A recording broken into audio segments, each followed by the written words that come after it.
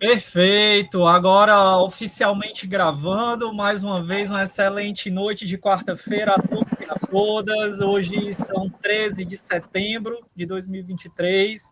Estamos aqui com mais uma aula, nossa terceira live da nossa disciplina de metodologia no curso de bacharelado em turismo, do CEAD-UFP. É um prazer gigante estar aqui novamente com todos vocês, para a gente falar de pesquisa, para a gente falar de ciência, para a gente pensar fora da caixinha e para a gente também levantar uma série de reflexões e problematizações bacanas nessa noite de muita construção coletiva.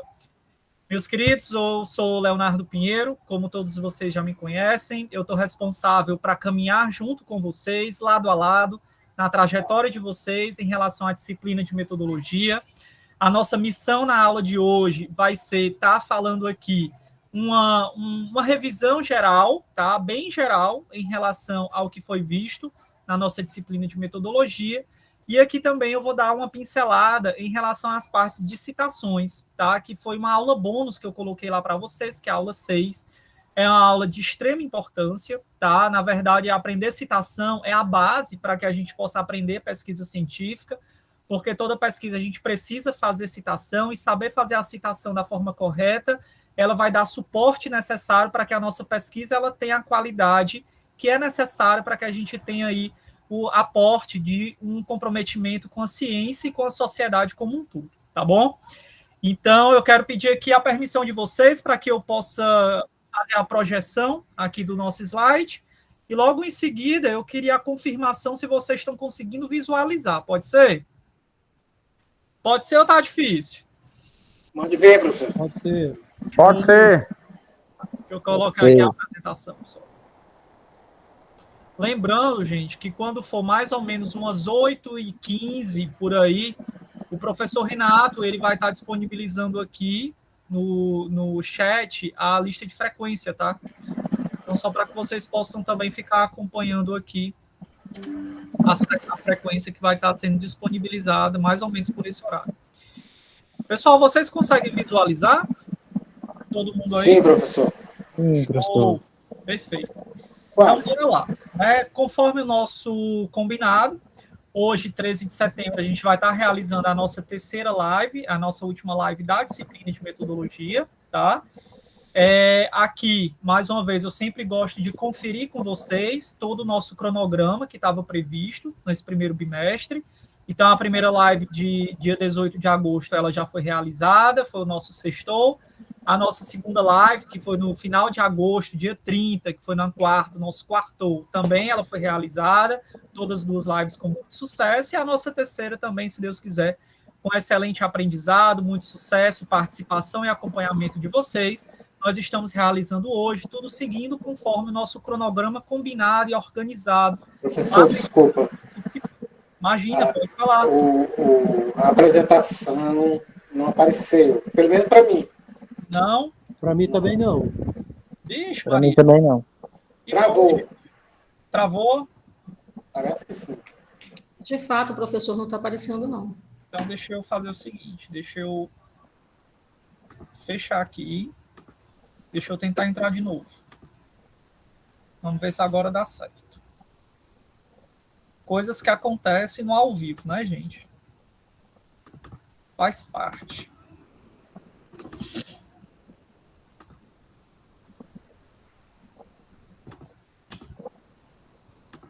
Acho que agora vai.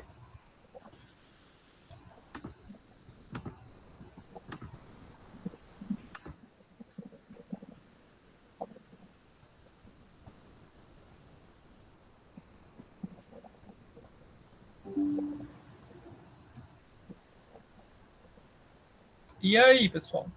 Professor, apareceu não. Pelo menos para mim não. É porque tá aparecendo a tela do senhor, a do Google Meet.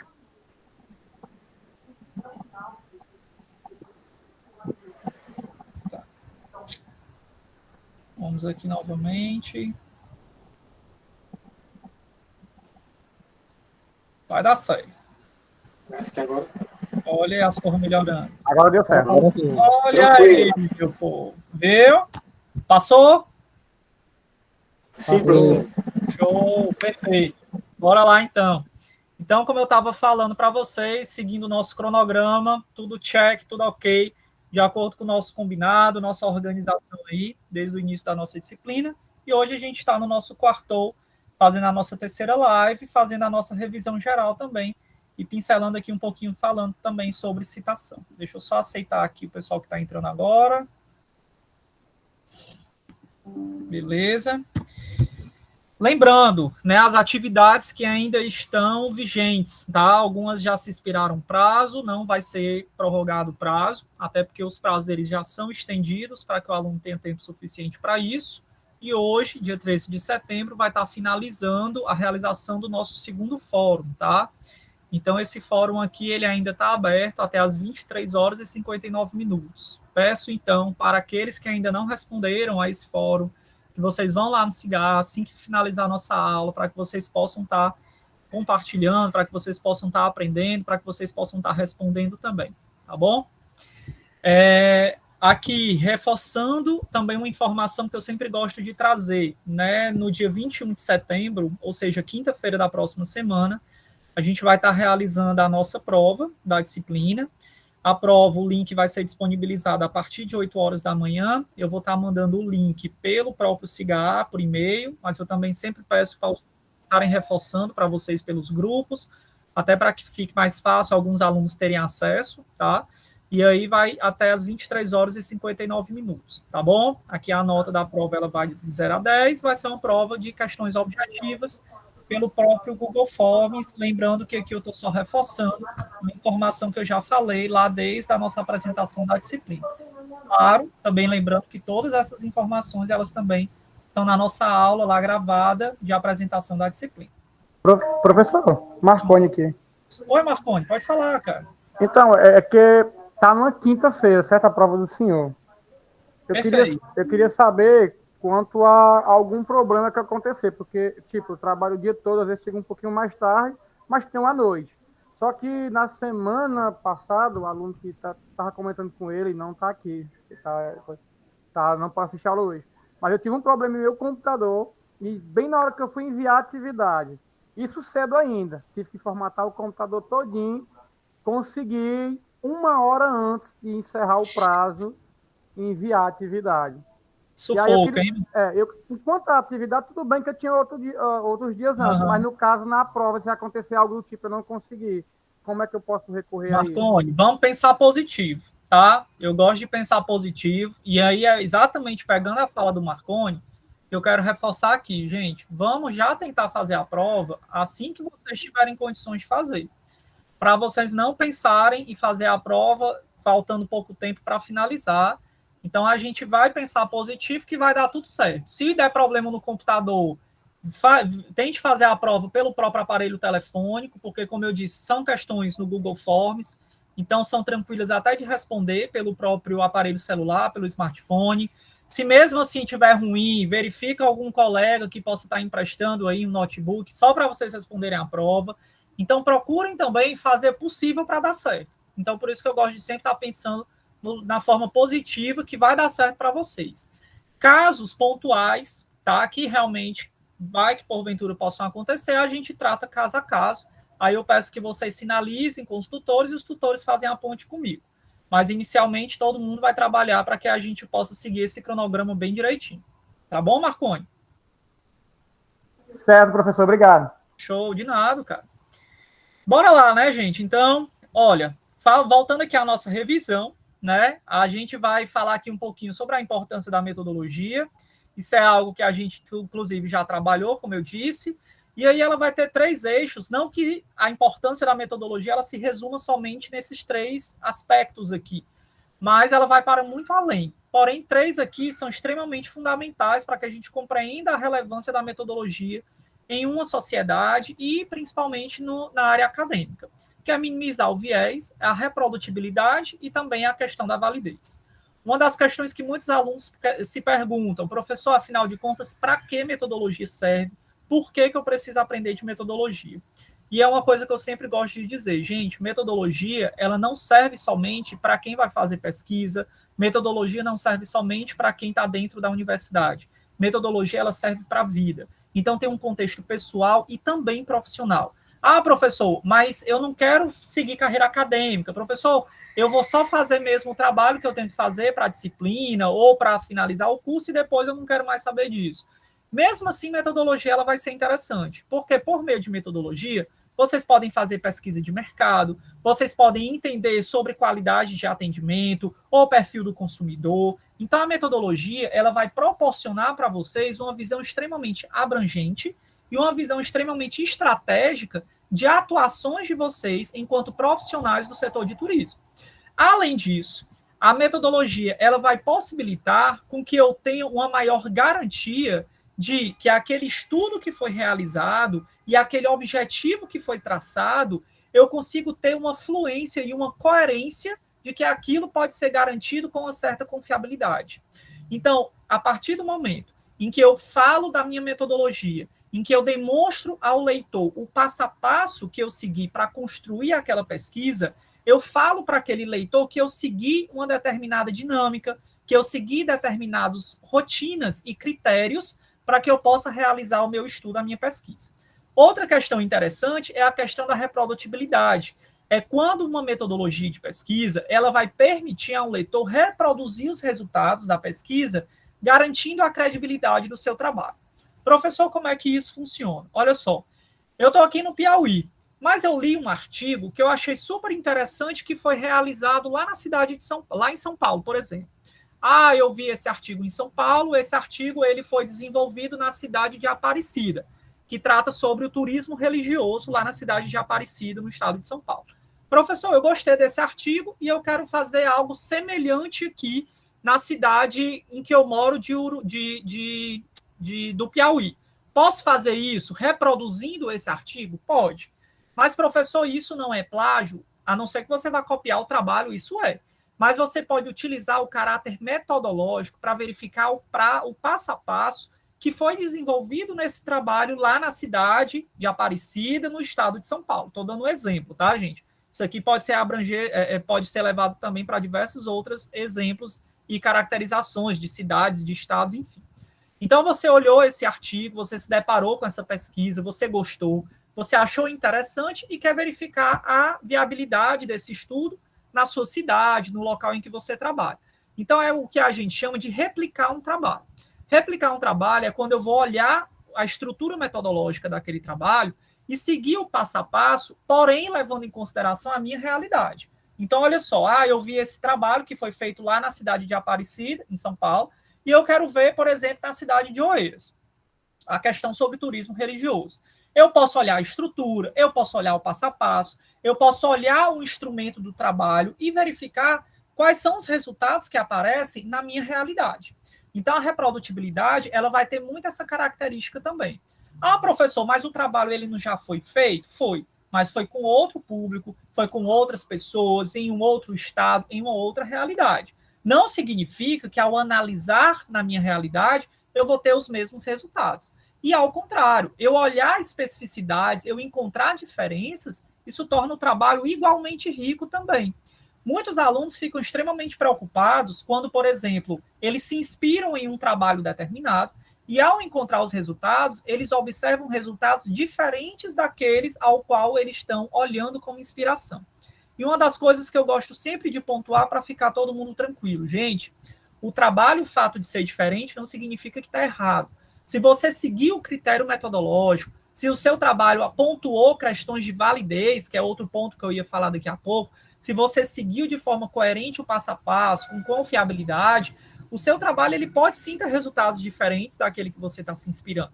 Então, como eu disse, às vezes o tempo, o período, o público-alvo, até o contexto que você está analisando, tudo isso pode estar verificando o quê?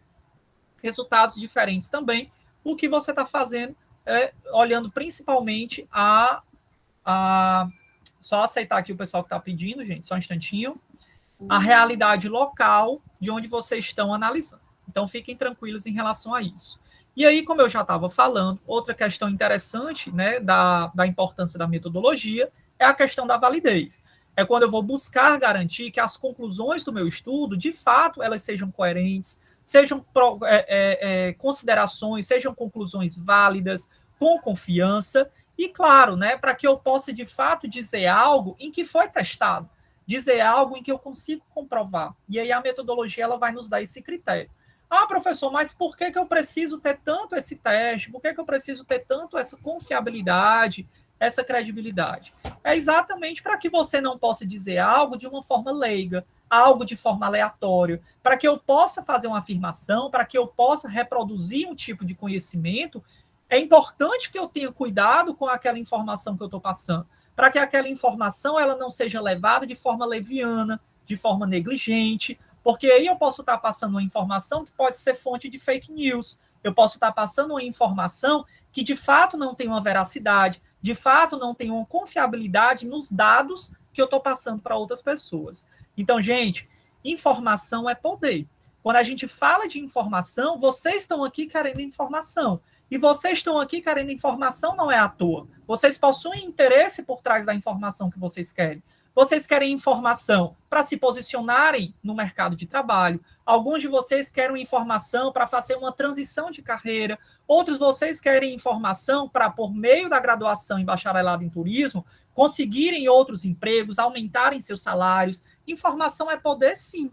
E a qualidade dessa informação ela vai ser fundamental para a qualidade de profissional e para a qualidade do impacto social que a gente vai provocar na sociedade. Então, é importante que essa informação, de fato, ela seja uma informação responsável. Não é toda informação que ela é responsável, não. Tanto é que está aí a questão das fake news, inclusive foi até a temática do nosso primeiro fórum. Então, é por isso que a metodologia a gente precisa ter muito carinho, a gente precisa ter muita atenção e muita responsabilidade quando a gente fala sobre isso. E aí, uma temática que também, né, fez parte da nossa trajetória é falando sobre os tipos de estudo. Uma pergunta que muitos alunos me fazem: professor, todo estudo ele é científico? Todo estudo ele é proveniente de investigação com metodologia empírica? Não necessariamente. E todo tipo de conhecimento é importante. Todo tipo de conhecimento ele é válido. Uma das coisas que eu sempre gosto de dizer, não tem conhecimento que seja mais importante do que outro. Não tem conhecimento numa hierarquia que eu vou dizer, o meu é mais importante. Existe aquele conhecimento que vai fazer sentido mais para aquela pessoa, aquele conhecimento que vai ser extremamente necessário para a existência daquele indivíduo e daquela sociedade. E aí, dentro desses tipos de conhecimento, nós temos aqui 4 tipos que são os tipos mais comuns, que é o conhecimento vulgar, o senso comum, o conhecimento filosófico, o conhecimento teológico e o conhecimento científico, levando em consideração que o foco, quando a gente trabalha, né, com aspectos metodológicos dentro da universidade, construção de ciência, a gente foca principalmente nesse quarto aqui, que é o conhecimento científico, porém, aqui ele está como último, não menos importante, levando em consideração que para o conhecimento científico existir, muitas vezes ele também vai beber de inspiração do próprio senso comum, ele bebe de inspiração, sim, do conhecimento filosófico e também do conhecimento teológico. E aqui, entrando rapidamente em cada um desses conhecimentos, que a gente já reforçou antes, o conhecimento vulgar ou o senso comum é aquele conhecimento que vem do cotidiano, é aquele conhecimento que vem, por exemplo, das diferentes gerações, da hereditariedade, que vem dos nossos avós, dos nossos tataravós, que vem de pai para filho, que vem dos tios, que vem do conhecimento da cultura de uma determinada sociedade. Então, esse conhecimento que é proveniente, o próprio nome é autoexplicativo, senso comum, ele é um conhecimento que ele é transmitido pelas pessoas. Não necessariamente ele é um conhecimento que ele é passado e tem uma validação. Ele é um conhecimento por meio das vivências, por meio da rotina de vida e, claro, por meio daquilo que é passado de um indivíduo para o outro. É por isso que a gente diz que o conhecimento do senso comum ele é considerado como impreciso e limitado, porque eu não tenho comprovação. Eu não tenho, muitas vezes, como garantir que, de fato, aquilo dali acontece.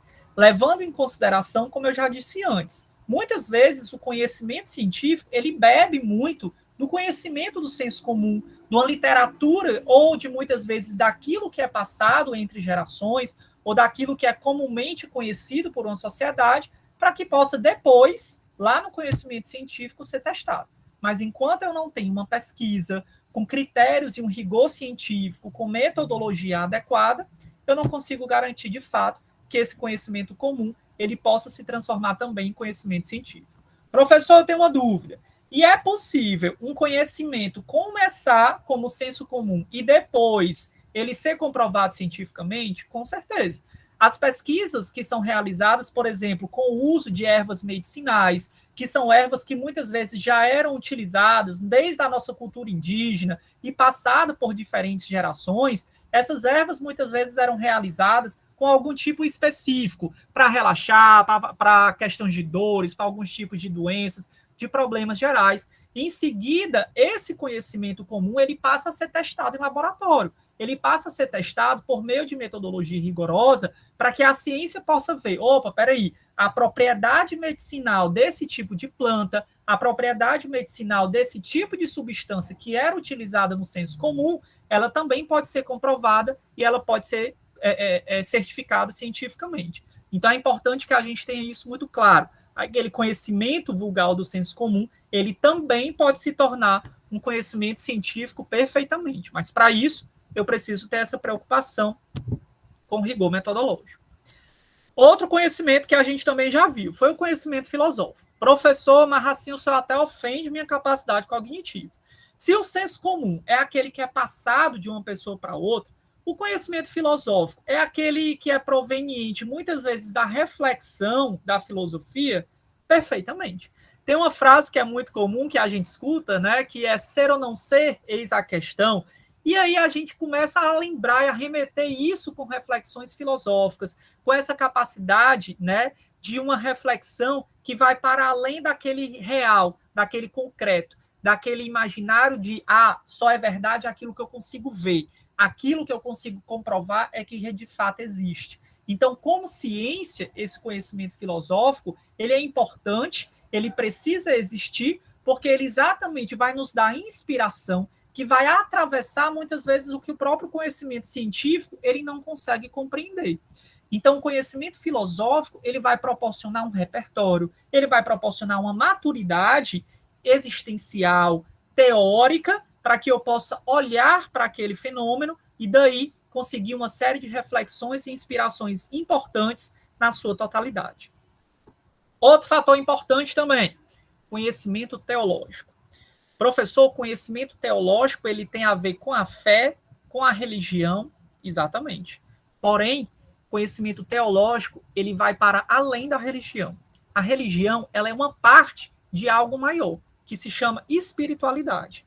Então, quando a gente fala em conhecimento teológico, a gente fala de todo conhecimento que envolve questões espirituais relacionadas a isso, independente de religião, independente do conhecimento que vem da religião budista, do judaísmo, se vem da religião do catolicismo, de religiões de matrizes africanas, independente disso.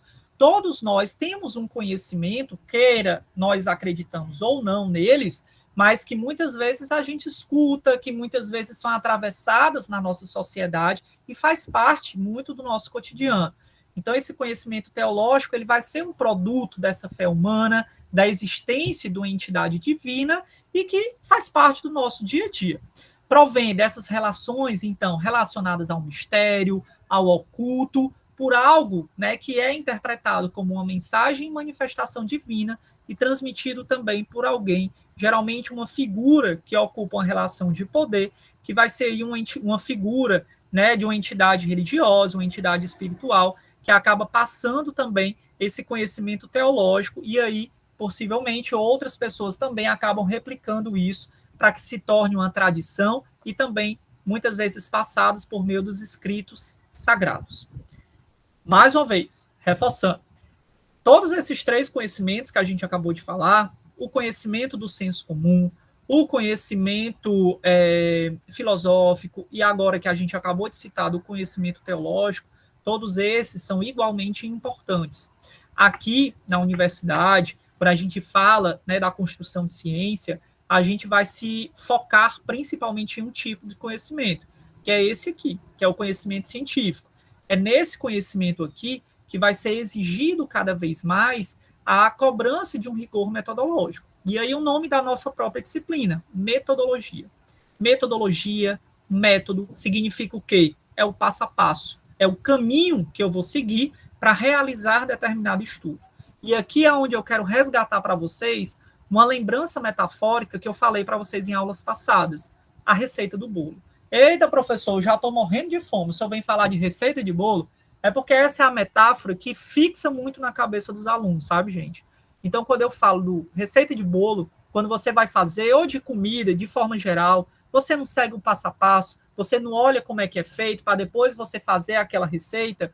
O conhecimento científico, a metodologia, ela funciona um pouco como isso. Ela funciona para que eu possa olhar como é o passo a passo, como é que foi feito, que tipo de pesquisa é essa, quem são os meus participantes, qual é o instrumento que eu utilizei para chegar até esses participantes, por exemplo, também como foi o processo de pesquisa, como é que eu vou fazer essa análise de dados. Então, o conhecimento científico, ele vai muito dentro dessa perspectiva que a gente está falando, de ter esse cuidado, tá? E esse rigor metodológico, para só aí sim, por meio de uma investigação metódica e sistemática em relação à realidade ou fenômeno que eu estou estudando. E aí, reforçando, esse conhecimento seguir aplicações de métodos, né? Ele vai seguir determinados critérios, ele vai ter análise, ele vai ter classificações, ele vai ter comparações, e ele também vai impulsionar o ser humano no sentido de não se tornar um sujeito passivo da realidade.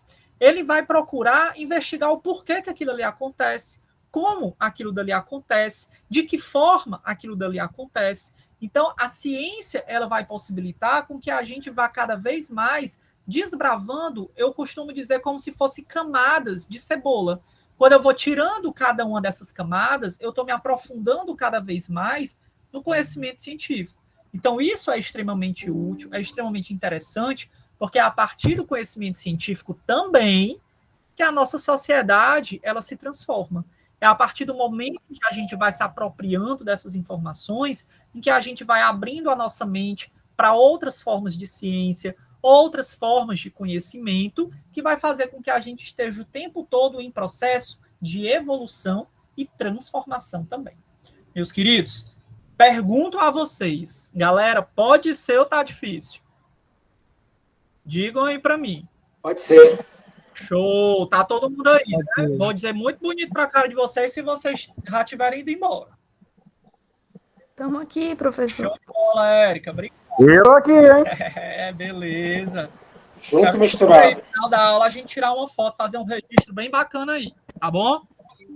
Uma aula boa como essa, a gente não sai não, professor. Oi? Uma aula boa como a sua, a gente não sai não, fica atento. Coisa boa, o professor fica todo convencido. Obrigado, gente.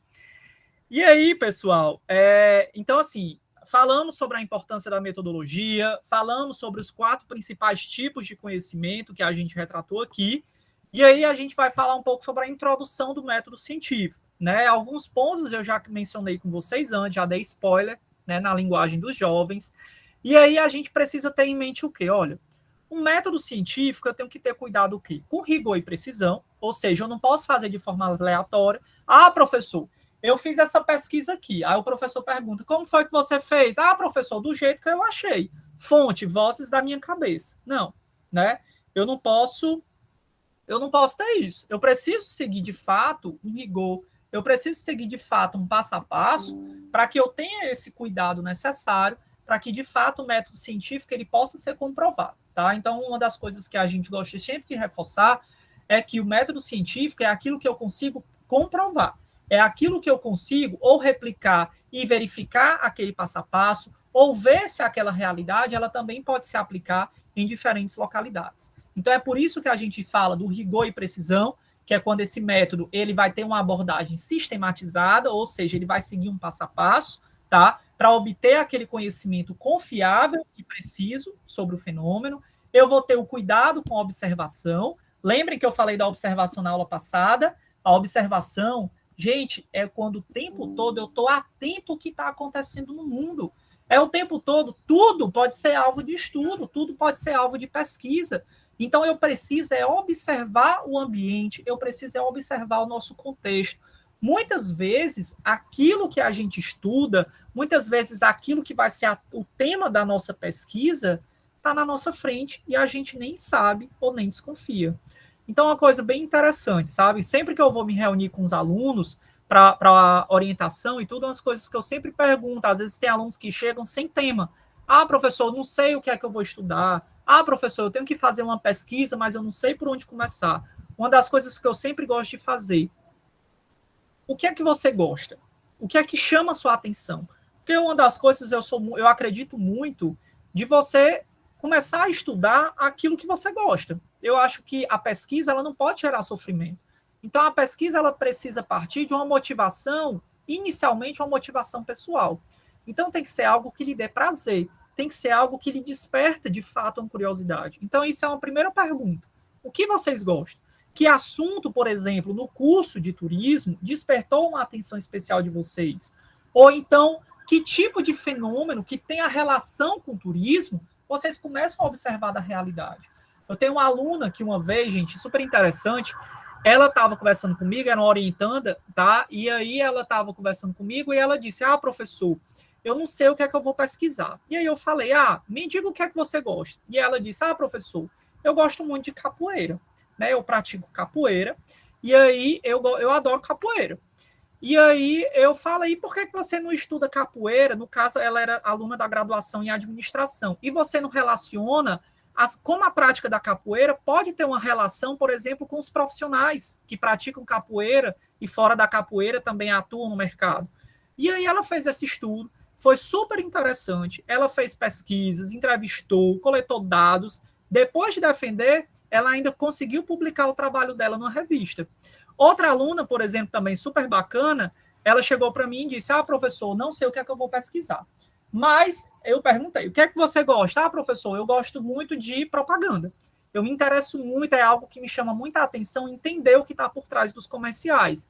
E aí a gente foi direcionar o trabalho dessa aluna para neuromarketing. Então, olha só que interessante. Muitas vezes, gente, o tema de um estudo ele parte de uma observação, de você se conhecer, de você ter um processo de autoanálise e, claro, de você conhecer o contexto ao qual vocês estão inseridos. Então, comecem a ficar atento disso. E, por meio dessa observação, comecem a fazer perguntas. Perguntas podem ser das mais básicas às mais complexas. E olha que eu não estou dizendo pergunta besta. Não existe pergunta besta. Existe pergunta básica. Então, por que isso acontece? Aí você vai complexificando. De que forma? Por quem? De que maneira? Em que contexto? E aí as perguntas elas vão lhe motivar a você encontrar a lacuna de pesquisa.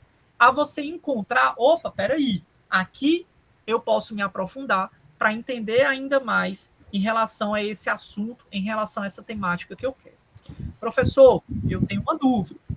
E como é que eu posso, professor, entender o que é que já foi feito na literatura em relação a isso?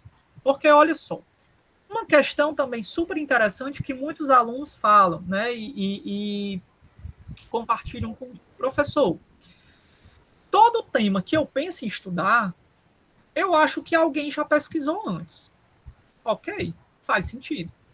Mas para que eu tenha certeza, eu preciso ir. Eu preciso ir para a literatura. Eu preciso pesquisar. Por quê? Eu acho que tem alguém com o microfone aberto, não tem, gente? Eu não sei se sou eu. Eu preciso estar com o microfone aberto. Mas eu não sei se só eu estou ouvindo. Mas só verifiquem aí, por gentileza. Eu não sei se também querem falar. Se quiserem falar, só falar que eu passo a palavra para vocês, tá? E aí a questão da revisão da literatura, gente, é um momento crucial. É um momento, assim, fundamental. Uma das coisas que eu até gosto de dizer, gente, você fazer uma boa revisão de literatura, ela vai dar a base estrutural para uma boa pesquisa. As boas pesquisas que existem, elas partem de uma excelente revisão de literatura. E aí é uma coisa que eu gosto de dizer, não queimem a largada. Sabe quando você vai assistir uma competição de natação ou de corrida, em que às vezes antes da pessoa dar a largada, tem alguns atletas que já começam a sair na frente? Quando a gente vai fazer uma pesquisa científica, eu gosto de dizer, olha, não queima a largada. Tem aluno que já quer ir para a coleta de dados. Tem alunos que já quer ir partir para uma análise, partir para conclusões, sem antes fazer uma boa revisão. Então, não queimar a largada é isso, pessoal. Olha só, o que é que estudaram sobre esse assunto? Ah, professor, eu tenho um interesse em turismo na terceira idade, turismo de pessoas idosas. Ah, professor, eu quero estudar ecoturismo. Ah, professor, eu quero estudar o setor de serviços para turismo da população LGBTQIA+. Professor, eu quero estudar turismo para pessoas que fazem turismo, mas são portadores de deficiência. Professor, eu quero estudar turismo para pessoas que fazem o turismo e têm autismo, TDAH. Enfim, gente, existe um universo de temas, existe um universo de possibilidades. Para isso, eu preciso ler. E aí é onde fica o pulo do gato. Para que eu possa fazer pesquisa, eu preciso explorar os trabalhos existentes. É quando eu vou olhar o que é que a literatura fala sobre esse assunto. É quando eu vou começar a ver, opa, peraí, esse estudo ele foi feito por esse autor, necessidade, ele foi feito usando esse critério metodológico, e aí, a partir do momento em que eu vou me apropriar desses trabalhos, a partir do momento que eu faço essas leituras, eu começo a amadurecer o tema. Ninguém faz pesquisa da noite para o dia, gente. Não existe isso. Não existe pessoa que acorda e diz, opa, peraí, hoje eu vou começar a fazer uma pesquisa sobre isso. A gente precisa planejar. Pesquisa é organização. Por que que muitos alunos começam a sofrer quando precisam fazer pesquisa? Porque procrastinam. Procrastinar é quando eu sei que eu tenho que fazer alguma coisa, mas eu começo a desviar o foco para fazer outra. E quando a gente tem o acesso à tecnologia, é uma das principais questões que levam as pessoas a procrastinarem.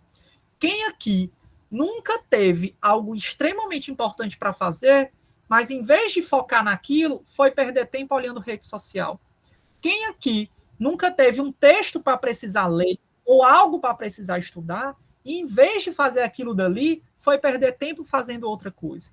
Então, uma das coisas que a gente precisa compreender é ter a consciência de que eu preciso me dedicar e me organizar para separar o tempo necessário para aquele processo de estudo e leitura, tá? E isso é algo que quem está no ensino superior, quem está num curso de graduação, eu preciso me atentar. Entendam, gente, o mercado, ele filtra também. O filtro não é só dentro do curso, não. Quando o aluno passa, quando o aluno reprova, não. O filtro também está lá fora. E o mercado, ele anseia por bons profissionais. E os bons profissionais não é só o profissional que tira 10, não, gente. É o profissional que, além do hard skill, além da competência técnica, que é aquilo que vocês aprendem, ele também tem os soft skills, que são as outras habilidades. É a habilidade de ter um repertório, de saber falar, de saber argumentar, de entender sobre aquele assunto. Então, assim, é todo mundo que tem diploma que tem lugar no mercado de trabalho? Não é. É todo mundo que tem diploma que vai ter um bom salário? Também não. Então, esse filtro, ele começa aqui dentro. E a partir do momento que eu me preocupo também com esses elementos, eu começo a me preocupar com algo lá na frente, que vai ser a hora que vocês estão nesse mercado. A partir do momento que eu faço essa revisão, eu identifico lacuna também de conhecimento. Eu vejo, opa, eu estou vendo aqui que esse trabalho, ele começou a pesquisar sobre esse assunto. Porém, eu acho que aqui eu poderia estar olhando por essa outra perspectiva. Então, você só consegue identificar uma lacuna. O que é lacuna, professor? Lacuna é um vazio. Lacuna é algo que você ainda não conseguiu identificar na literatura.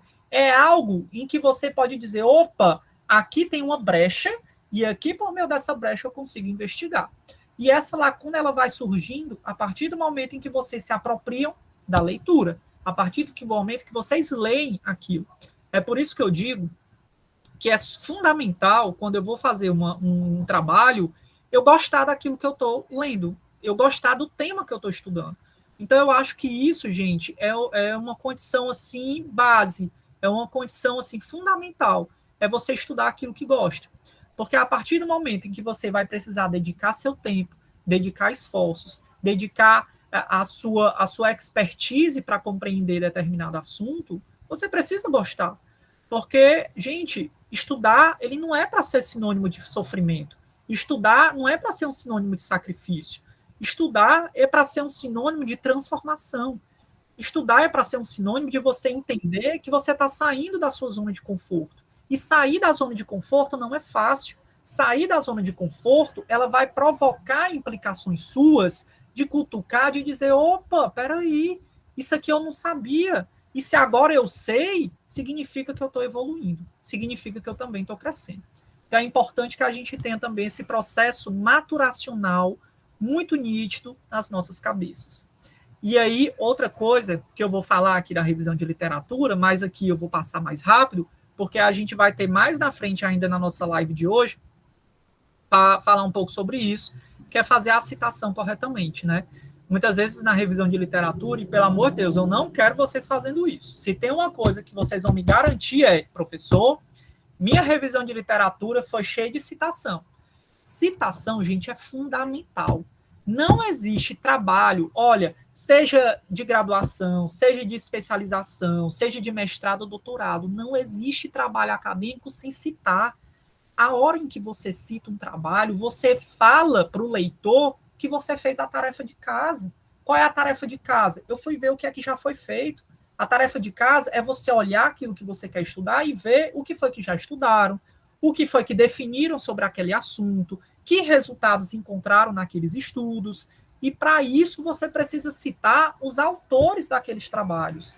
E muitos alunos pensam, professor, mas eu prefiro colocar aquilo dali e dizer que foi eu. É muito mais bonito. Não é.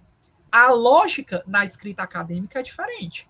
Aqui a lógica é você dizer o quê? Opa, fulano e beltrano no ano tal disseram isso. Ciclano disse aquilo outro. Então, a partir do momento em que vocês vão lendo textos, vocês vão havendo a forma também, além do conteúdo, a forma como é feita a citação. E vocês podem observar. Todo artigo, se é um artigo bom, publicado num periódico de impacto interessante, que traga uma confiança, vocês vão ver que esse artigo está repleto de citação.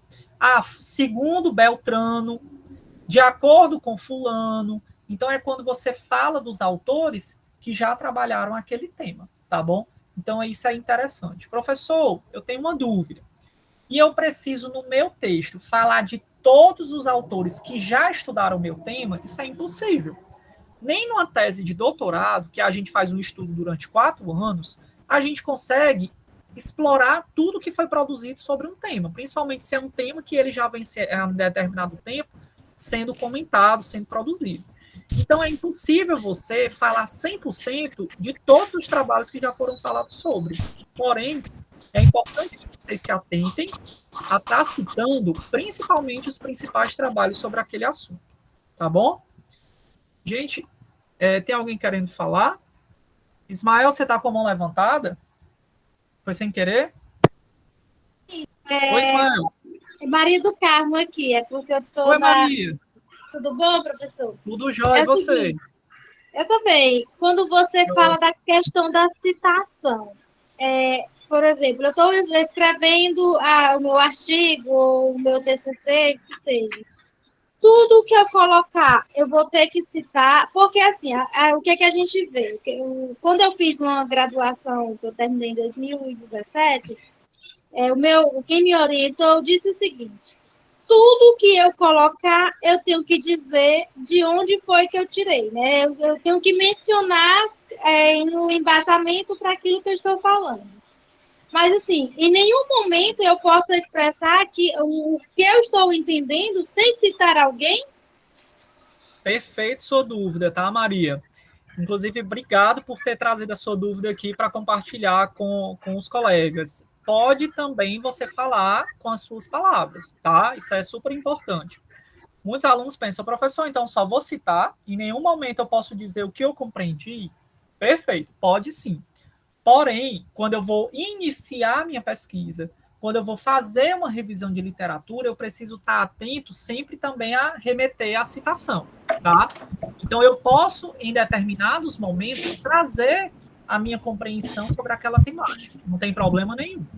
Qual é o problema, Maria, que pode acontecer? É o aluno que traz mais a percepção do aluno e menos a citação. Então, eu preciso ter um cuidado nessa dosagem. Você consegue compreender o que eu estou dizendo? Sim, eu compreendo. Show. Com certeza. Porque, assim, quando eu fiz o meu trabalho, né, eu fiz um TCC, eu sou formada em administração. Show. E aí, o meu tema era voltado para as mulheres no mercado de trabalho. Ok. Falando das dificuldades, né, um pouco da história em si. E aí, quem me orientou, ele não deixou em momento algum, só apenas lá na conclusão, né, eu expressar aquilo que eu entendia dentro do assunto. Ele disse que não, que tudo que eu tivesse que tinha que colocar, eu tinha que dizer quem era que tinha dito, por que tinha dito, o ano que tinha dito. Inclusive, eu fiz dentro das normas, coloquei as citações diretas, as citações indiretas. Show. Foi um trabalho muito bem feito, mas eu senti falta disso, de expressar aquilo que eu queria expressar, porque, certo, eu estava pesquisando, Entendi. mas eu queria falar mais, entendeu? Entendi. Pois é, Maria, existem algumas questões que vai muito também do próprio orientador nessa dosagem, sabe? Por exemplo, existe orientador que já diz assim, não, em alguns momentos você pode trazer também as suas contribuições. Já tem orientadores que dizem, não, você pode colocar suas considerações só nos resultados de discussão, tá bom? Não existe certo e nem existe errado, tá, Maria?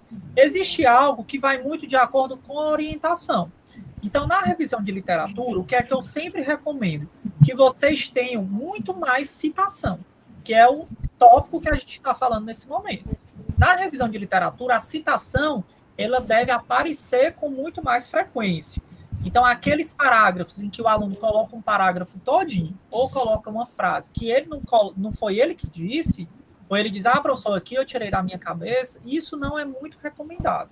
Por quê? Porque na graduação, o aluno ele ainda está embrionário em relação à pesquisa científica. Então, ele ainda precisa amadurecer em termos disso. Então, vocês vão sempre seguir o norteamento dos orientadores de vocês, tá? E aí, no caso, vocês também podem estar dosando e conversando com eles para saber, professor, eu posso colocar a minha impressão na revisão de literatura? E aí o professor vai dizer, não, coloque sua impressão quando você estiver lá nas discussões dos resultados, ou quando você estiver lá nas considerações finais, tá bom? Então, essa dosagem é muito de uma parceria e de um diálogo, mas ela também pode estar acontecendo. Tranquilo? Tranquilo, obrigada, professor. Show, Maria. Imagina. E aí, pessoal, uma dúvida também que muita gente me questiona. Professor, e aonde é que eu encontro trabalhos na internet? Como é que eu encontro, por exemplo, quem já estudou sobre esse tema? Como é que eu encontro o que já foi falado sobre? E aqui eu coloquei, né, alguns sites de bases de dados, como a SCIELO, a SPEL, Domínio Público, Periódico CAPES, Google Scholar, que é o que vocês conhecem como Google Acadêmico também, a Biblioteca Digital de Teses e Dissertações. Então, assim, tá? A internet, gente, existe várias possibilidades de vocês entrarem nesses sites. Na nossa aula passada, eu mostrei, inclusive, né, o template de alguns desses sites, mostrando para vocês como era a página inicial, qual local vocês podem fazer a busca. Então, a minha proposta é exercitem, tá? Entrem nesses sites. Professor, eu entrei num, mas achei só 3 trabalhos sobre o meu assunto. Mas quem disse que você só precisa entrar em um site? Você pesquisa num, depois você entra em outro, depois você entra em outro, porque cada base de dados dessa, ela pode me dar outros trabalhos diferentes. Nem sempre um trabalho que eu vou encontrar em um site, necessariamente eu vou encontrar em outra base de dados. Então, a ideia é você como se tivesse ali mesmo, é um pesquisador, de fato. Você está desbravando. É como se você estivesse procurando algo perdido, e aí esses sites eles vão lhe dar uma luz para que você possa estar localizando isso. Tá bom? Tem alguém com o microfone ligado, gente? É a Raquel Silva. Oi, Raquel. Você quer falar? Foi sem querer? Tranquilo. E aí, essas bases de dados, elas vão servir muito com esse propósito, tá? Com esse direcionamento aqui. E aí, algo também interessante que a gente comentou é a relação desse processo de pesquisa, né? Inicialmente, o processo, ele começa por um planejamento, foi aquilo que eu comentei com vocês. Pesquisa a gente não faz da noite para o dia, pesquisa, ela não funciona ao acaso. Então, a pesquisa, ela tem uma fase que é a fase exploratória. É quando eu começo e eu quero que vocês estejam sempre com essas perguntas aqui na cabeça. Perguntar o que eu quero pesquisar, por que eu quero pesquisar, para que eu quero pesquisar, onde, quem, como, quando, quanto, tá? Então, assim, essas perguntas, elas vão começar a serem respondidas por vocês a partir do momento que vocês vão ler, a partir do momento em que vocês vão olhar os trabalhos sobre o assunto que vocês querem estudar, tá bom? Então, esse planejamento é super importante. Uma das coisas que eu sempre dou de dica, o aluno, ele colocar essas perguntas, tá, num papel ou num computador, e a partir do momento em que ele vai lendo artigo, que ele vai se apropriando da literatura, ele vai colocando a resposta ao lado de cada uma dessas perguntas. Ah, professor, então meu trabalho vai ser só responder isso? Não. O trabalho, ele vai ser mais complexo, ele vai ser maior. Mas isso daqui é um planejamento. É algo em que eu já começo a ter insights, é algo que eu já começo a ter um pontapé inicial para entender que caminho seguir. Então, essas perguntas aqui são dicas, bizus, super interessantes para que a gente possa iniciar o planejamento de uma pesquisa. Então, eu quero que vocês, nesse momento, comecem a refletir. Nossa, que tema me chama a atenção? Que curiosidade eu acho bacana que eu já observei? Que temática do turismo ou que temática do cotidiano, que temática social da minha realidade eu consigo pesquisar que tem a relação com o setor de turismo? Ao pensar sobre essa temática, verifiquem a resposta dessas perguntas aqui. O que vocês pensaram como tema? Por que esse tema é interessante? Né? Por que você pensou sobre ele? O que chamou a atenção? O que pode chamar a atenção? Para que esse tema vai ajudar? Né? Em que contexto ele vai ter uma contribuição teórica, metodológica, prática, gerencial? Onde esse estudo ele pode ser aplicado? Vai ser só na cidade que eu trabalho? Vai ser num setor específico? Vai ser em um determinado tipo de empresa? Vai ser para um determinado público? Vai ser em um determinado evento? Quem vai participar desse meu estudo? Como esse estudo vai acontecer? Quando essa pesquisa também vai se fundamentar? E também, claro, quanto esse estudo vai me custar. Né? A ideia é que ele não custe nada em relações financeiras, em relações monetárias. Então, para isso, eu preciso estar atento a verificar critérios de acessibilidade, a verificar estudos em que eu possa rapidamente ter acesso aos participantes, tá? Então, tudo isso eu preciso, que é o que eu gosto de dizer, ter o pé no chão. A planejar uma pesquisa é ter o pé no chão de que o meu planejamento eu consigo executar, tá bom? Então, é o que a gente chama de ser uma pesquisa honesta. Tem muito aluno que chega e diz, professor, eu quero descobrir a cura do câncer. E aí a gente começa a dizer, opa, peraí, né? Vamos aqui e vamos colocar o pé no chão. Para esse tipo de estudo, talvez a cura do câncer não vai ser possível. Então, a gente precisa ver o que é que a gente consegue, levando em considerações questões financeiras, questões temporais, que é o tempo que aquele estudo precisa ser feito, e diversas outras temáticas. Então, aqui é um pontapé super interessante para vocês começarem a pensar sobre isso. Professor, fiz o planejamento. Morreu por aí? Basta isso? Não. Depois do planejamento vem a mão na massa, né? Que é o que? A execução do trabalho. É a hora em que vocês vão, de fato, fazer a pesquisa de campo, coletar os dados, fazer análise e discussão. Então, a segunda etapa é a execução de uma forma mais direta. E a terceira etapa é a comunicação dos resultados, que é a apresentação do trabalho.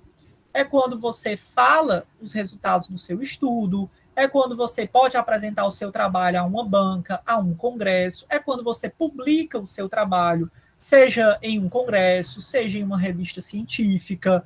Então, a comunicação do resultado é quando a gente devolve para a sociedade aquilo que eu consegui investigar. Professor, isso é importante? Gente, isso aqui eu costumo dizer que é para isso que a ciência ela precisa existir. É para que a gente possa contribuir com a sociedade. Então, a comunicação dos resultados é a nossa devolutiva. É o nosso papel enquanto academia, é o nosso papel enquanto universidade, proporcionar à sociedade a nossa contribuição, para que a gente possa dizer o que? Olha, eu pesquisei isso, eu utilizei esses critérios e eu encontrei esses resultados. Baseado nesses resultados, outras pessoas vão poder estudar, se aprofundar, levar esse estudo para outros contextos. Então, a pesquisa ela vai ganhando esse dinamismo, ela vai ganhando essa transformação de acordo com aquilo que eu dei de devolutiva para ela. Então, de uma maneira macro, essas são 3 etapas. levando em consideração que cada uma dessas etapas, gente, eu tenho uma série de outros tentáculos, né? Como se fosse um polvo. Eu tenho uma série de outros braços, eu tenho uma série de outros direcionamentos interessantes também. Ainda aqui na nossa revisão, tá? Uma coisa importante. Quando a gente fala de pesquisa, um dos pontos fundamentais na metodologia do trabalho, tá? E aí eu quero, quem tiver com um caderno, vão anotando aí no caderno de vocês, tá bom? Eu quero que vocês estejam isso de uma maneira muito nítida, que é entender qual é a natureza do trabalho de vocês, tá? Que é o tipo de pesquisa. Professor, peraí. Para que eu preciso saber disso? Porque que eu sempre gosto de falar o porquê de vocês precisarem saber do assunto. Muitas vezes, quando eu era aluno e estava no lugar de vocês, às vezes o professor, a professora na época chegava e dizia, esse assunto aqui é isso assim, assado, cozido. Isso aqui é isso assim, assado, cozido. E aí a gente olhava aquilo ali, eu me lembro muito disso na minha época, né, de aluno da graduação, e pensava, tá, mas por que eu preciso aprender isso? Porque para mim isso é você entender o sentido daquele conteúdo e é você ver a importância daquele conteúdo para você. E aí é por isso que eu sempre gosto de trazer e fazer com que o conteúdo faça sentido na vida de vocês. Nessa questão aqui de entender a abordagem, a natureza do problema. É quando eu falo para o leitor, quem for ler o meu trabalho, qual é a natureza desse trabalho. Ou seja, qual é o olhar, qual é a base que eu vou direcionar o meu estudo científico. Para isso, nós temos, basicamente, 2 direcionamentos, que são as pesquisas qualitativas e as pesquisas quantitativas. Professor, mas eu lembro da sua aula que tem uma outra, que é a mista, que é a junção das duas, é a qual e a quanti juntas. Por isso o nome misto, tá bom? Então, eu compreendendo a pesquisa qualitativa e eu compreendendo a pesquisa quantitativa, de cara, eu também consigo compreender uma pesquisa que tem um caráter misto. Professor, a pesquisa qualitativa, ela tem esse nome porque ela tem mais qualidade do que a pesquisa quantitativa? Não. A pesquisa quantitativa, ela também tem qualidade. Então, eu gosto de também deixar isso pontuado, porque às vezes o aluno, para entender, ele vai para a origem etimológica da palavra, né? Qualitativa, qualidade. Quantitativa, quantidade. E aí ele quer diferenciar somente por isso. Mas eu gosto de ter muito esse cuidado, tá? As duas, elas precisam ter qualidade. Então, a quantitativa, ela também tem qualidade, da mesma forma que a qualitativa. O que é que vai diferenciar uma da outra? E aí eu coloquei aqui algumas características. Primeiro, na pesquisa qualitativa, eu vou me concentrar principalmente em entender o porquê que alguns fatos acontecem, sem necessariamente querer mensurar ou quantificar esses fatos. O que é mensurar ou quantificar? É quando eu vou trabalhar esses dados de forma estatística, em forma de percentual, sabe aqueles estudos, às vezes a gente está assistindo o jornal, ou a gente está lendo uma reportagem, e às vezes aparece tantos por cento das pessoas pesquisadas responderam isso, tantos por cento dos participantes falaram aquilo, né? Então, esses percentuais, essas frequências, elas são muito características de pesquisas quantitativas, por isso quantidade. É quando eu vou empregar instrumentos estatísticos, como a gente está vendo aqui, tanto na coleta do dado, no tratamento do dado, com a finalidade de mensurar. Então, é quando eu vou começar a trabalhar esses cálculos. Na pesquisa qualitativa, eu tenho muito mais preocupação com a especificidade. Eita, professor, que palavra bonita! Que palavra é essa? Especificidade é quando eu quero olhar de uma forma aprofundada determinado fenômeno, determinado comportamento de algumas pessoas. Então, na pesquisa qualitativa, eu tenho um caráter muito mais de compreensão, tá, do que necessariamente de generalização. Na generalização, eu tenho uma característica muito mais quantitativa. Por quê? Porque quantitativa não vai me lembrar quantidade. Quando eu faço um estudo quantitativo, quanto mais participantes, melhor. Quanto mais eu consigo coletar dados, melhor. Por quê? Porque eu consigo ter uma propensão a generalizar aquele tipo de resultado. Na pesquisa qualitativa, não. Na pesquisa qualitativa, eu quero analisar com maior detalhe, com maior profundidade, a riqueza de determinado acontecimento. Ah, professor, e existe uma que é mais importante do que a outra? De forma alguma. As duas pesquisas são extremamente importantes.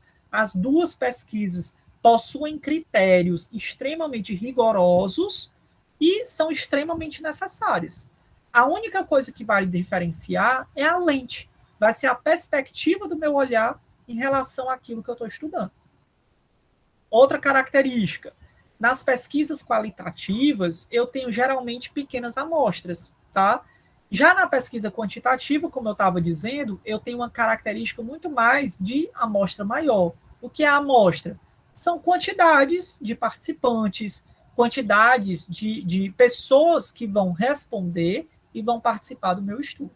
Então, a gente também tem essas características, já que a qualitativa, eu quero muito mais olhar a profundidade em relação à outra.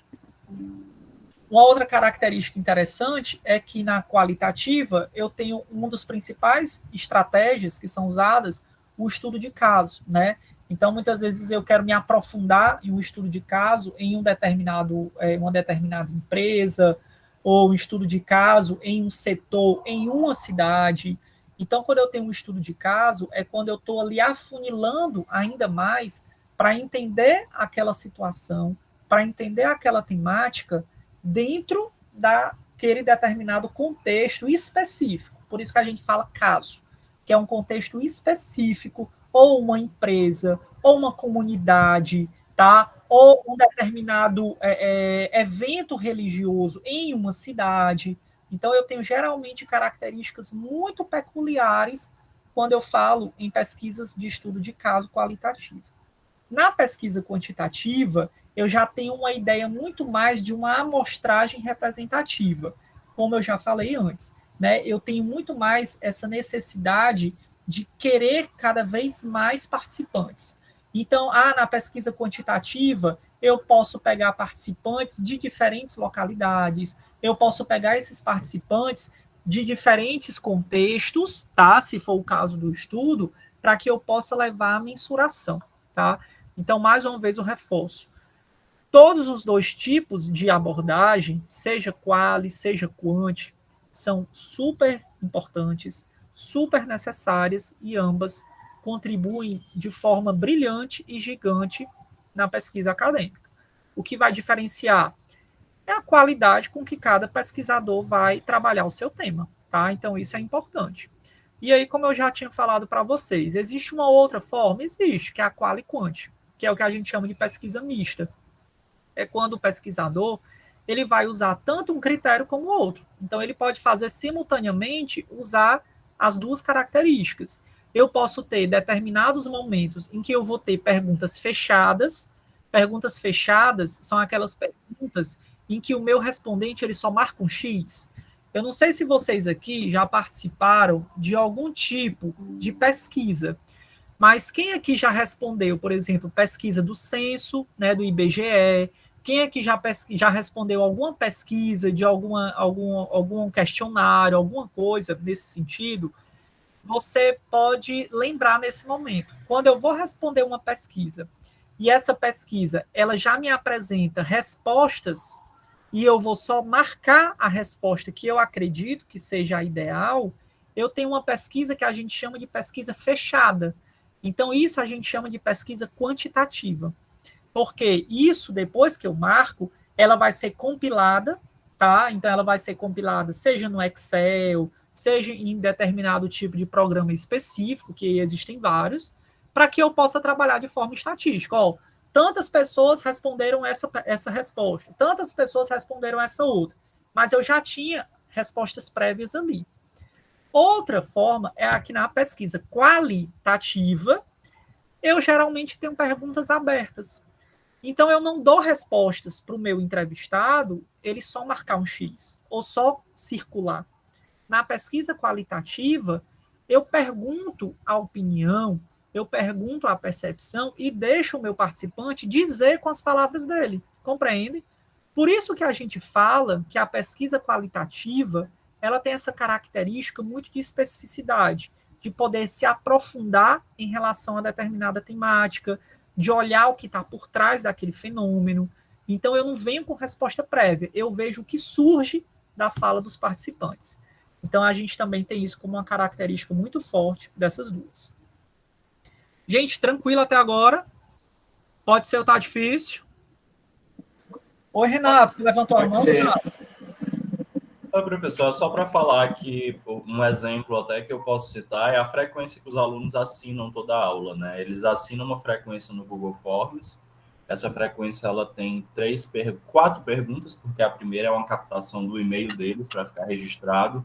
A primeira pergunta é o nome completo, a segunda é o número de matrícula que eles têm que escrever, digitar.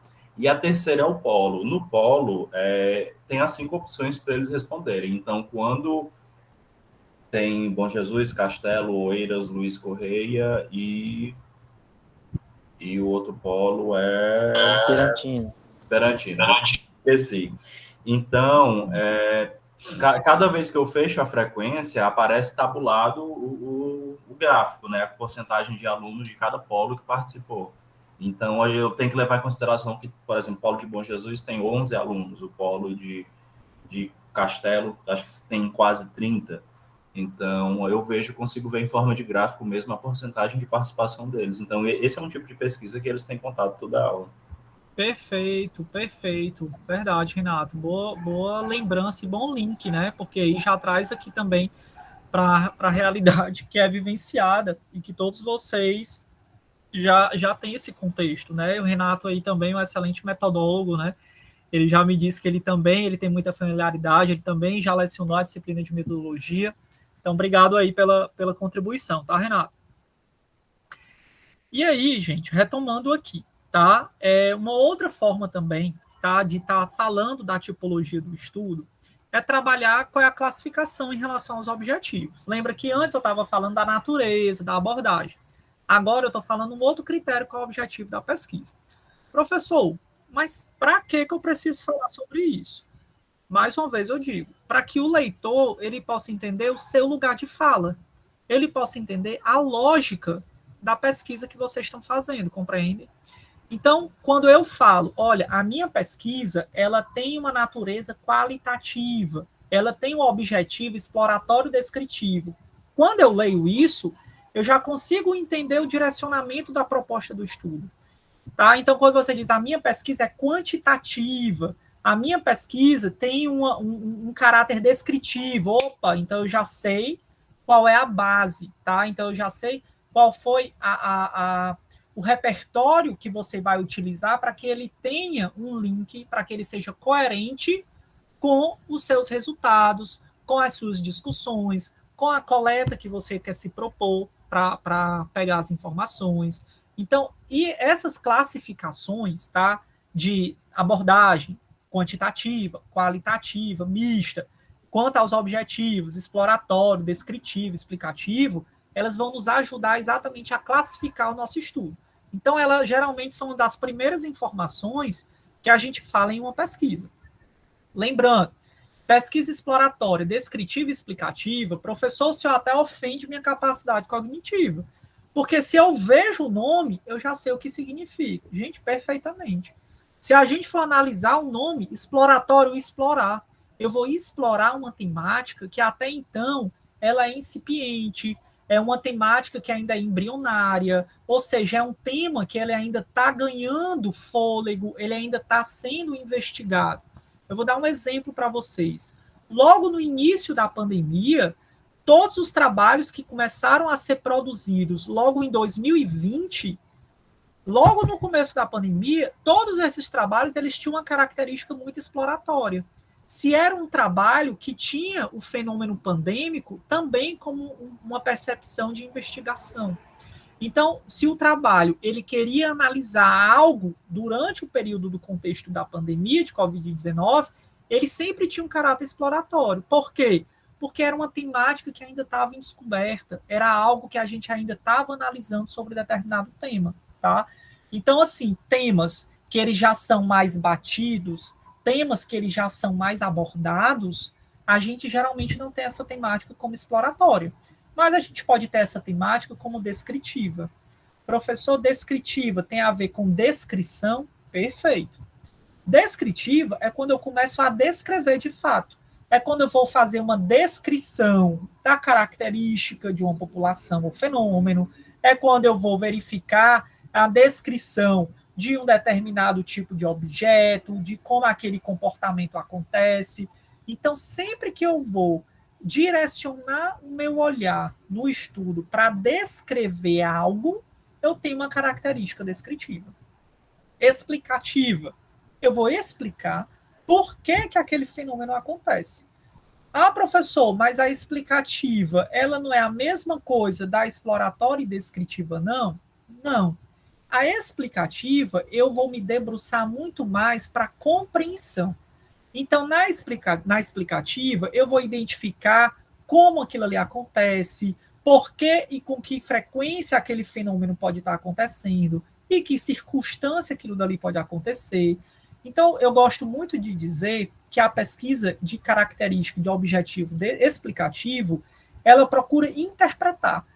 Então, ela vai trazer muito mais essa compreensão acerca de um determinado fenômeno ou acerca de um determinado objeto que é pesquisado. Professor, eu tenho uma dúvida. A minha pesquisa, ela só pode se enquadrar em uma dessas, enquanto os objetivos, ou seja, ou ela é exploratória, ou ela é descritiva, ou ela é explicativa? Não.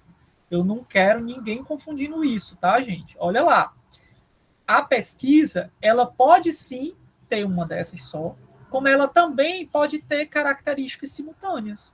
Então, eu faço muita pesquisa que ela tem uma característica de objetivo exploratório descritivo, porque tanto ela ajuda a explorar determinado assunto, como durante essa exploração eu faço uma descrição dos resultados, tá? Como eu também posso ter uma pesquisa exploratória explicativa, tá bom?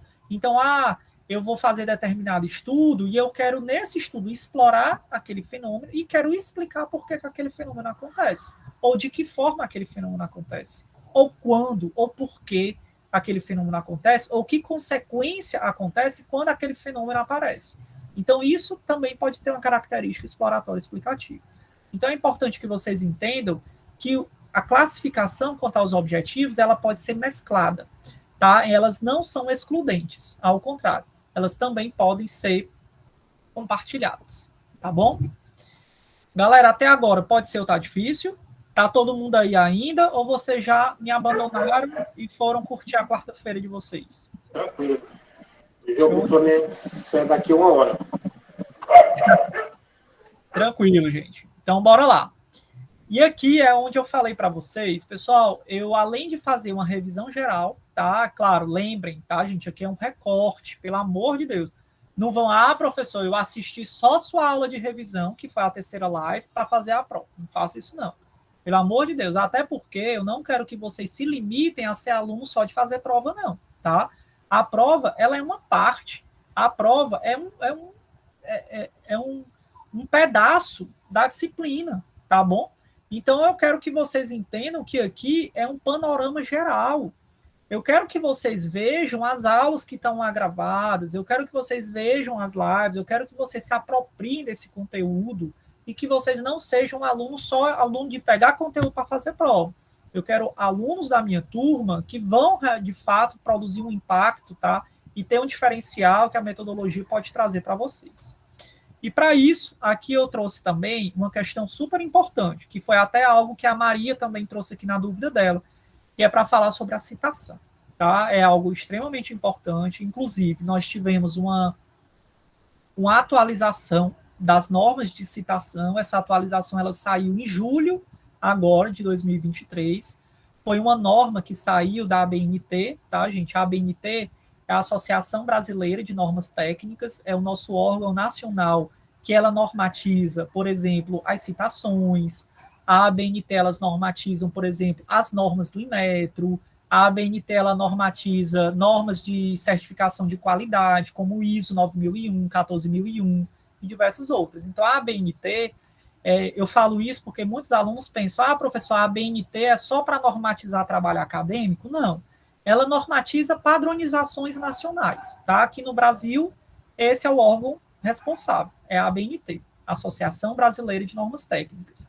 E nesse ano, em julho de 2023, eles lançaram a normativa, que é a normativa 10.520, tá? E o que é que essa normativa traz? Ela traz ajustes na forma de citar. Professor, mas não já tinha? Por que eles criaram esses ajustes? Porque as citações, elas precisam estar sendo atualizadas, né? A ciência, ela muda, os pesquisadores, eles precisam se transformar por meio da transformação da ciência, porque o mundo, ele está mudando o tempo todo, né? O contexto, ele é completamente mutável, e que bom que isso acontece. E a gente precisa se atualizar em relação a isso. Vocês estão aqui querendo o quê? Mudança, não é verdade? Se vocês não quiserem mudar, se vocês não quiserem se transformar, vocês não estavam fazendo um curso de ensino superior, não é verdade? Então, além disso, as normas, elas também precisam se atualizar. E aí, algumas mudanças surgiram nelas, tá? Eu vou trazer aqui exatamente algumas das principais, não trouxe todas, até porque são muitas, mas eu trouxe aqui aquelas mudanças que elas vão dar base para vocês, para que vocês possam fazer a citação da forma correta, tá bom? E aí, para isso, eu quero começar dizendo o quê? Professor, citação é tudo igual? Não. Existem 3 tipos de citação. É o que a gente chama de citação direta, citação indireta e citação de citação. E eu quero pedir muita atenção de vocês nesses 3 nomes, porque muita coisa da explicação que eu vou falar, ele vai remeter ao nome, direta, indireta e citação de citação. Professor, essa citação serve para quê? Por que eu preciso aprender isso? Mais uma vez, eu querendo trazer para vocês sentido desse conhecimento. A citação, ela vai servir para que vocês consigam dizer créditos aos autores que já falaram sobre aquele assunto. Foi o que eu acabei de comentar quando eu estava falando sobre isso, lá na revisão de literatura. Eu preciso dizer o que é que já foi produzido sobre aquilo que eu estou estudando. E eu preciso dar crédito, né? É a hora em que a gente vai ser responsável por dizer o caminho que outras pessoas que vieram antes já passaram. Então, a gente vai exatamente contemplar aqueles pesquisadores que já abordaram aquela temática. Então, a citação, ela ajuda muito a isso. Mas, além disso, a citação, ela ajuda a que eu possa dizer ao leitor que eu estudei sobre aquilo que eu quero falar, entende? Então, por exemplo, para que eu possa estar aqui dando aula para vocês, eu não acordei um dia de manhã e disse, eu sei sobre metodologia. Não, eu precisei estudar. Sentei na cadeira, fui ler um artigo, fui ler 2, fui ler 3, fui fazer pesquisa, para que eu possa ter propriedade. É baseado nessa leitura que a gente vai adquirindo o que? Repertório. Muito aluno chega para mim, gente, e fala, professor, o senhor fala tão bonito, professor, o senhor fala tanta palavra diferente, como é que eu faço para falar também? Gente, não tem segredo, é leitura, é ler.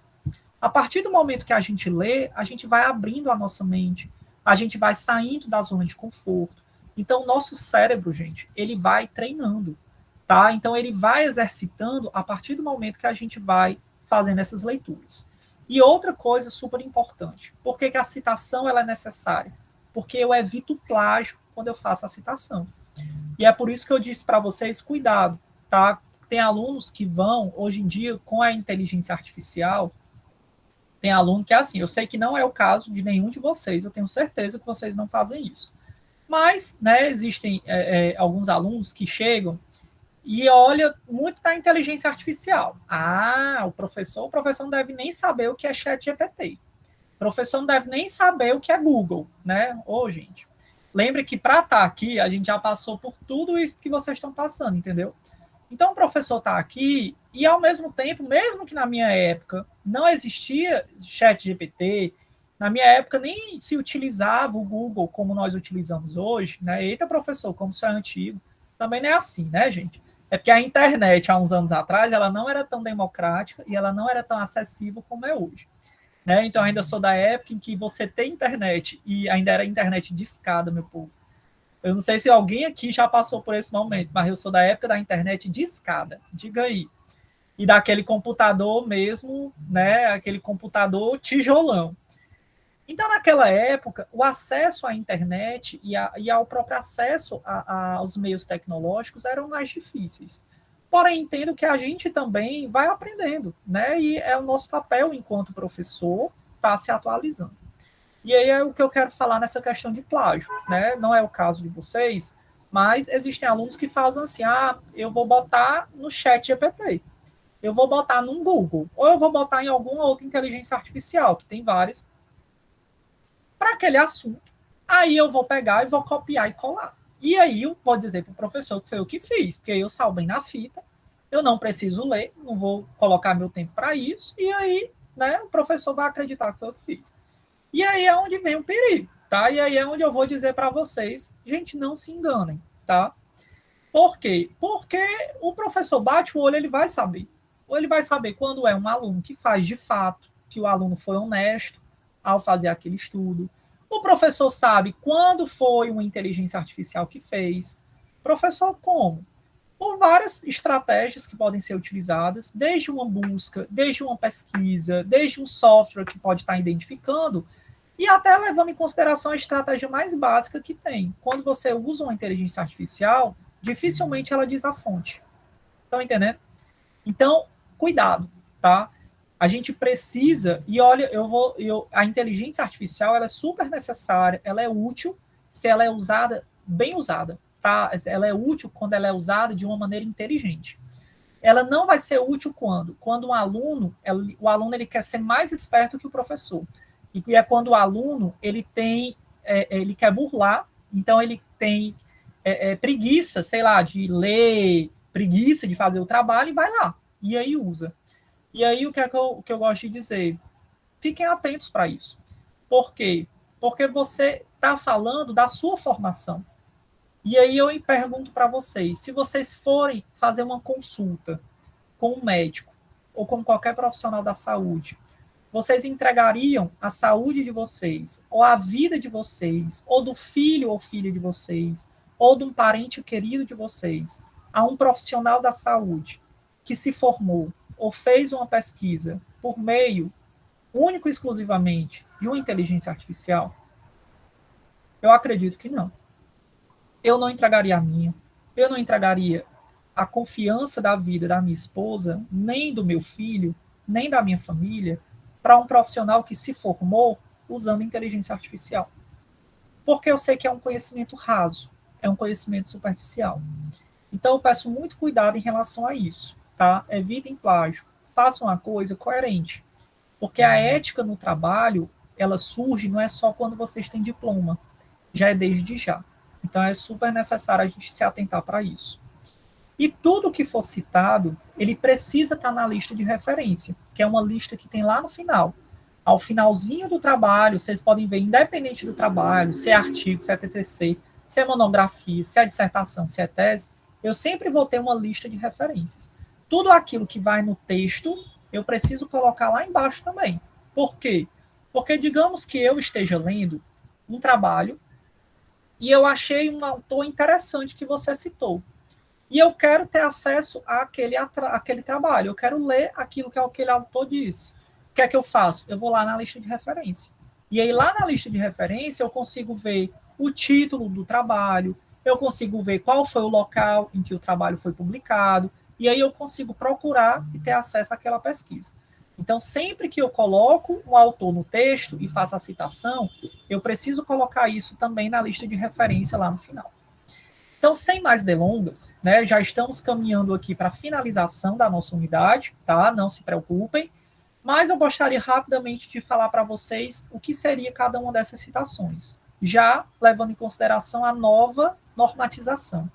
A citação direta, o próprio nome diz, ela vai ser uma cópia literal, ela vai ser uma cópia direta, seja de uma frase, seja de um parágrafo, seja de um trecho ou de uma expressão que eu vou estar retirando de um texto. Professor, mas espera aí. Se o senhor acabou de dizer que eu não posso fazer Ctrl+C, Ctrl+V, porque isso é plágio, eu não posso copiar e colar, se a citação direta é uma cópia literal, isso não é plágio? Não, se você tem o cuidado de realizar a citação de forma correta. E como seria a forma de fazer a citação direta sem que seja plágio? É quando eu vou colocar, gente, alguns cuidados ou alguns critérios. Uma coisa importante. Eu posso ter dois tipos de citação direta, tá? Eu posso ter a citação direta curta e a citação direta longa. O que diferencia uma da outra? Todas duas é quando eu copio e colo uma parte de um determinado texto. A de citação direta curta é quando esse trecho ele tem até 3 linhas. Então, se ele tem até 3 linhas, automaticamente eu sei que isso é curto. Se ele tem acima de 3 linhas, eu vou dizer que essa é uma citação direta longa, tá? Se ela é uma citação direta curta, eu preciso ter alguns cuidados. Por exemplo, eu preciso ter aspas, como vocês estão vendo aqui. Eu coloquei até em amarelo aqui no texto, ó. Eu coloquei, né, exemplo, dias, aqui, ó, citação direta curta. Eu coloquei aqui, ó, do lado esquerdo, e eu coloquei dias.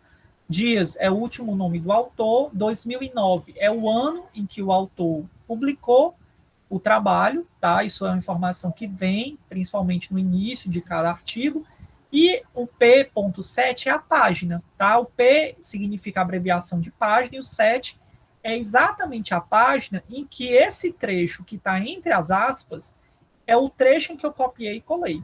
Então, tudo que está aqui dentro das aspas está igual ao que o Dias, em 2009, escreveu no texto dele.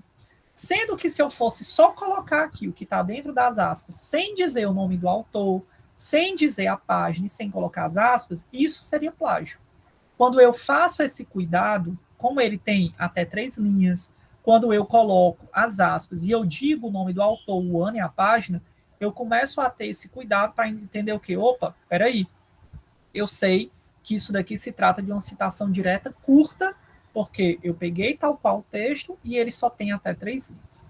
Então eu posso colocar o nome do autor logo no início do texto, como eu também posso colocar o nome do autor ao final do texto. Vocês podem observar nesses 2 exemplos, ó, aqui em cima e aqui embaixo, que é a mesma coisa que está escrito. A única diferença é que no de cima eu coloquei o dias logo no começo do texto, ó, dias, tal, acredita que, e aí eu coloco aspas, e o exemplo de baixo é a mesma coisa. A diferença é que eu coloquei logo no início a citação direta curta, porque tem até 3 linhas, e ao final eu coloquei a citação do dias.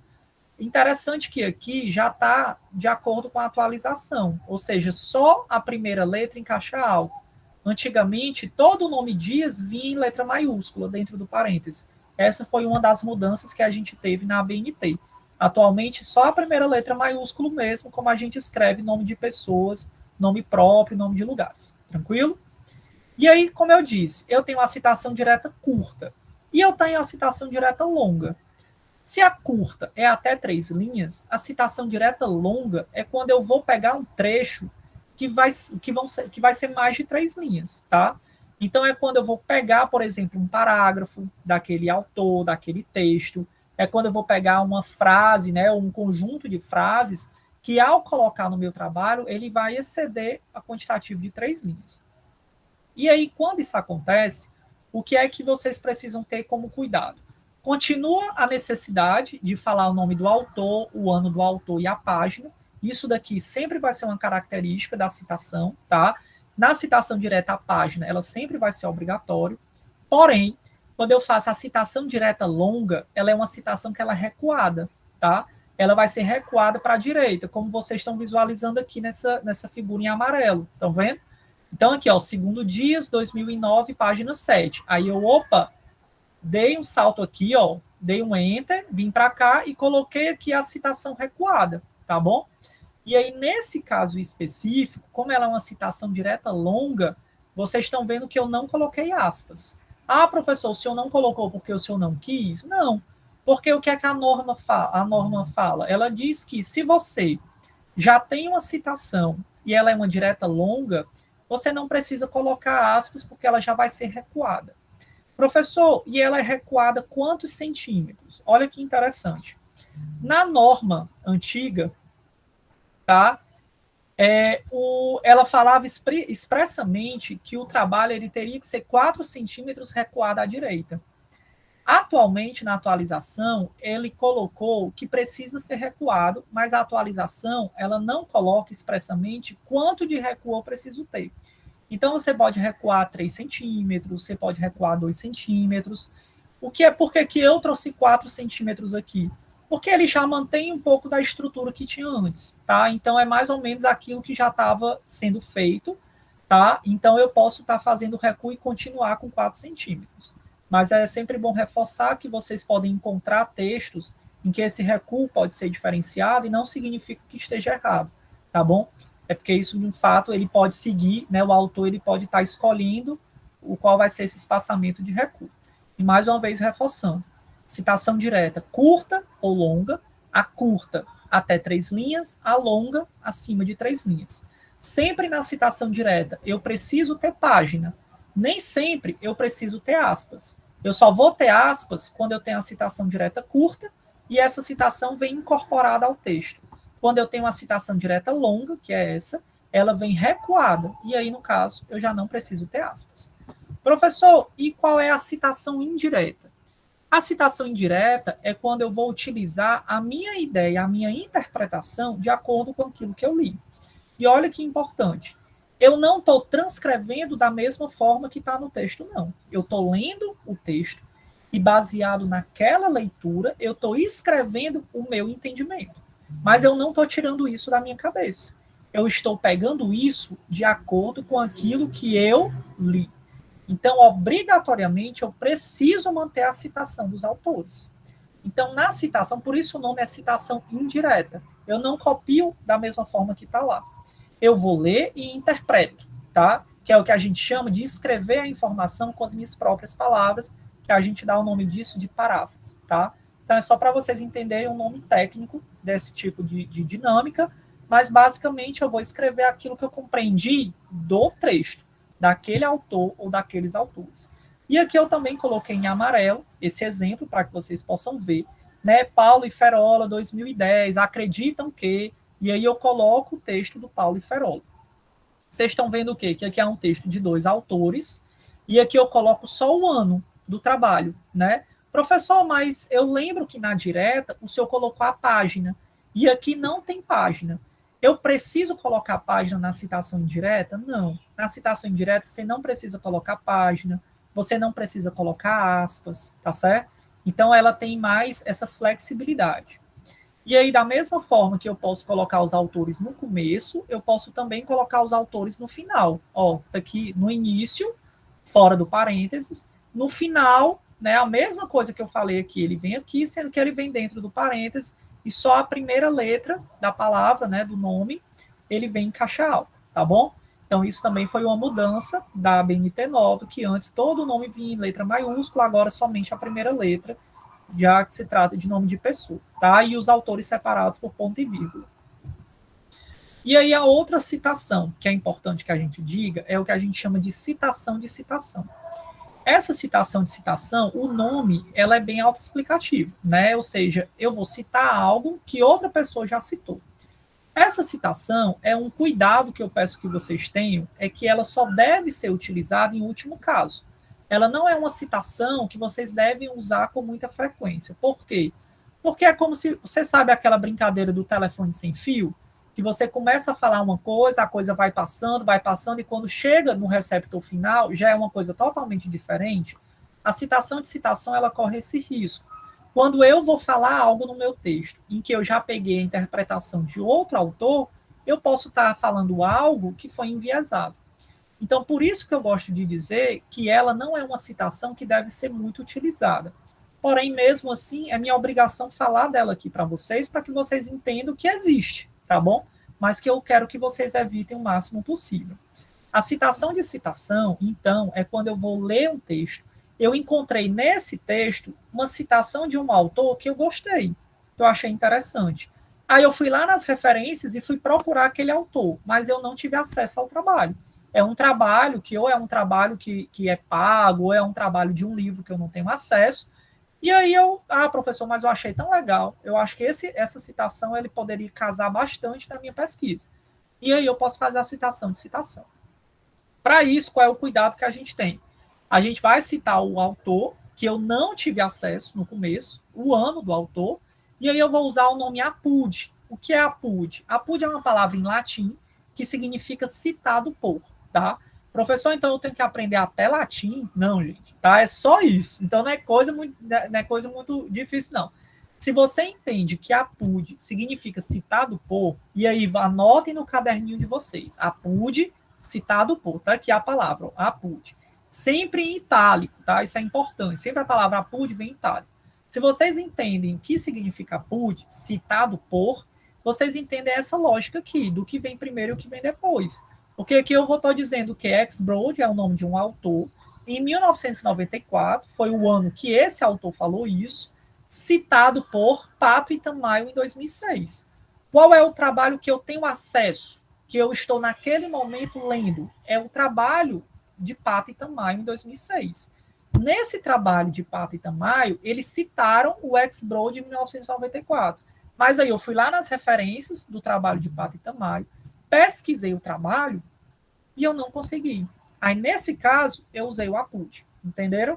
Então, por isso a gente tem que ter esse cuidado, tá? Sempre o autor que eu não tenho acesso, ele vem na frente, e o autor que eu tenho acesso, ele vem depois. Se eu entendo o apud, essa lógica ela fica fácil. Da mesma maneira que a gente viu antes, os autores eles podem vir no início da citação, como ele também pode aparecer no final da citação, como vocês estão vendo aqui. Professor, muitos detalhes, são muitas informações. Gente, lembrem, vocês têm isso aqui gravado. Então, vocês podem assistir 1, 2, 3, 5, 10 vezes. Isso daqui são informações, de primeira a gente não consegue se familiarizar. Como é que eu consigo? Estudando, lendo e praticando. Então, quem está vendo isso pela primeira vez, deve estar, nossa, é muito detalhe, nossa, é isso. Gente, é normal, tá? Então, já quero tranquilizar vocês em relação a isso. Mas o que a gente precisa fazer? Não entendi, vou cruzar os braços? Achei muita coisa, prefiro fazer vista grossa e fingir que eu não preciso entender isso. Não. Aí você está dizendo que tipo de profissional você quer ser. Então, o que é que eu preciso entender? É assistir. Assistir a aula 2 vezes, assistir 3 vezes. Fui ler, tá aqui, olha aqui essa citação, é aquela que o professor falou. Quando eu for escrever, fazer o exercício da escrita também, tá? E aqui eu coloquei exemplos. Como é que eu cito quando for 3 autores no trabalho? Esses autores, eles vão aparecer, né, lá já no início do trabalho. Quando é que eu cito? Quando são mais autores, a partir de 3 autores, tem uma lógica interessante. Eu coloco a palavra et al. Então, são 2 palavras que são em latim que a gente usa muito. Apud, que significa citado por, e et al, que significa e outros. E outros é quando a gente tem mais de 3 autores no trabalho. Então, quando eu pego um artigo, aí tem lá o nome dos autores no artigo, logo no começo, aí se eu vejo que tem mais de 3, eu não preciso colocar o nome desses 3. Eu vou colocar só o nome do primeiro autor, o último nome, tá? E aí eu coloco o et al para dizer o quê? Esse autor e outros no ano tal, tá bom? E aqui também esses mesmos exemplos vocês encontram lá. Tranquilo, gente? Pode ser ou tá difícil? Vocês ainda estão aí? E aí, meu povo, cadê vocês? Pode ser ou tá difícil? Estamos aqui. Estamos aqui. Show! Vamos, professor. Olha só, pessoal, finalizamos aqui a nossa... Estou aqui com uma dúvida. Já eu vou passar a dúvida, tá? Tô só finalizando aqui, aí eu vou passar para a gente conversar, tá bom? Só para a gente finalizar aqui a nossa apresentação, gostaria de finalizar fazendo uma reflexão que eu gosto muito, é uma reflexão de Martin Luther King, tá? Que ela diz mais ou menos assim: talvez não tenhamos conseguido fazer o melhor, mas lutamos para que o melhor fosse feito. Não somos o que deveríamos ser, não somos o que iremos ser, mas graças a Deus, e graças a Deus mesmo, não somos o que éramos. Então, é baseado nessa reflexão que eu gostaria de finalizar a nossa aula, nossa terceira live, da nossa disciplina de metodologia, e gostaria desde já de agradecer a todos vocês pela presença, pelas participações, por tudo, tá? Pelo conhecimento, né? Espero de coração que a nossa disciplina, que a nossa aula, ela consiga, né, pelo menos colocar uma semente em vocês de conhecimento, de transformação, e que vocês possam propagar essa informação e esse conhecimento nos trabalhos de vocês. Meus queridos, foi um prazer gigante conhecê-los. Espero nos encontrarmos em outras oportunidades, tá? É um prazer gigante estar aqui e poder compartilhar com vocês um pouco, né, desse conhecimento aqui que, para mim, ele é extremamente útil e necessário. Uma das coisas que eu sempre gosto de dizer, gente, educação transforma, né? Educação transformou a minha vida e transforma ainda hoje. E eu vejo, por meio dos relatos dos meus alunos, o quanto a educação continua transformando a vida também deles e delas, tá? E eu espero, carinhosamente, que a educação também possa transformar a de vocês, tá bom? E que a gente possa construir um mundo melhor, né, para a sociedade. E muitas vezes a gente se pergunta, né, que mundo nós vamos deixar para os nossos filhos? E eu também gosto de fazer essa pergunta ao contrário. Que filhos nós vamos deixar para os nossos mundos, para o nosso mundo? E outra coisa, que alunos nós vamos também entregar para a sociedade? Então é um pouco sobre isso, tá? Então pensem e reflitam, tá? E, mais uma vez, muitíssimo obrigado. E, é claro, esse é o momento também que eu gostaria de ouvi-los, tirar as dúvidas. Quem tem dúvida, podem perguntar. Quem quer fazer algum comentário, o que acharam da aula, enfim, esse é o momento também para a gente ter a nossa troca. Oi, Marcos, pode falar. Primeiro, dizer que as aulas foram muito boas, Que bom. Muito conteúdo, e aí vai dar certo.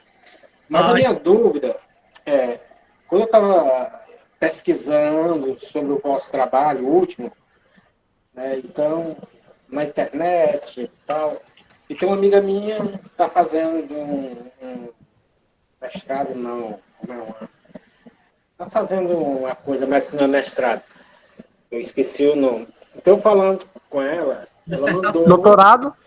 Doutorado não, Dissertação. Especialização, desculpa. Nossa. Então, conversando com ela, ela disse, olha, minha professora falou isso.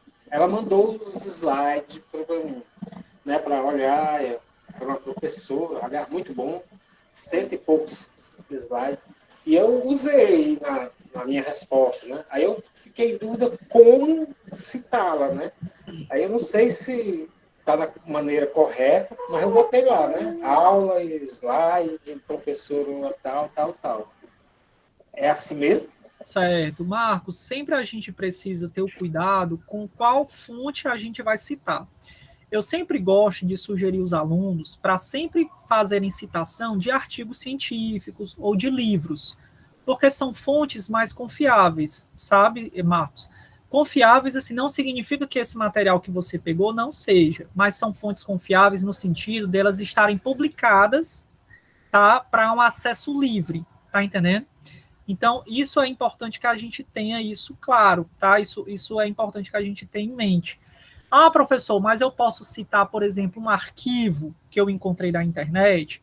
Verifiquem se esse arquivo ele é proveniente, por exemplo, de uma instituição que é uma instituição conhecida. Por exemplo, professor, eu encontrei um artigo ou um arquivo de dados do IBGE, eu encontrei um arquivo de dados do IPEA, do SEBRAE, então são órgãos, né, do Tribunal de Contas da União, enfim, são órgãos institucionais que são muito conhecidos e que têm um respaldo, um critério, um rigor para publicar essas informações. Então, em relação a isso, super bacana, vocês podem também utilizar esse material, tá? Em relação a citar slides, eu não recomendo, tá? Então, qual é o ideal? É vocês, de fato, pesquisarem isso em artigos, em textos, tá? Principalmente artigo científico. O artigo científico deve ser algo...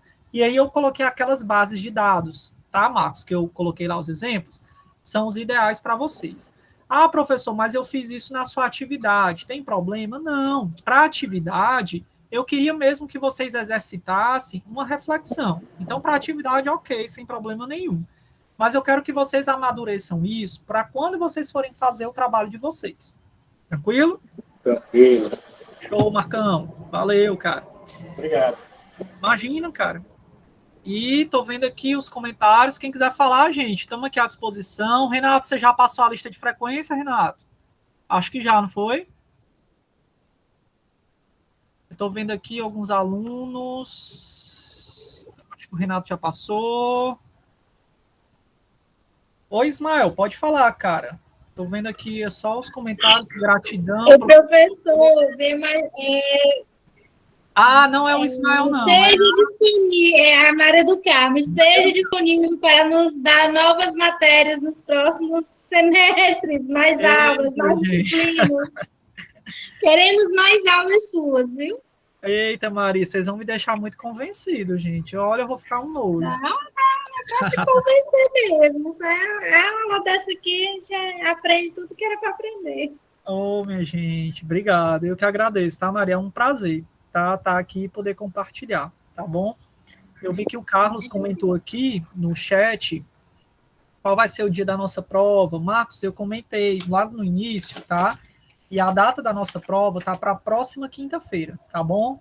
Então é quinta-feira, eu vou estar disponibilizando o link para vocês, tá? A prova é toda de marcar, tá bom? Vocês assistindo às aulas, então é bem tranquilo. Vocês acreditam que não vão ter dificuldade, não. E aí eu tô vendo aqui alguns comentários, aula muito boa, tá? Os links estão no Cigar, estão sendo gravados, sim, excelente aula. Obrigado, gente. Muitíssimo obrigado. Tá bom? No mais, então, eu acho que é isso. Se ninguém tem mais nenhuma dúvida, tá? Eu vou finalizar aqui a gravação. Vamos fazer a nossa foto? Pode ser? Ó, já isso crescendo. Vou parar aqui a gravação.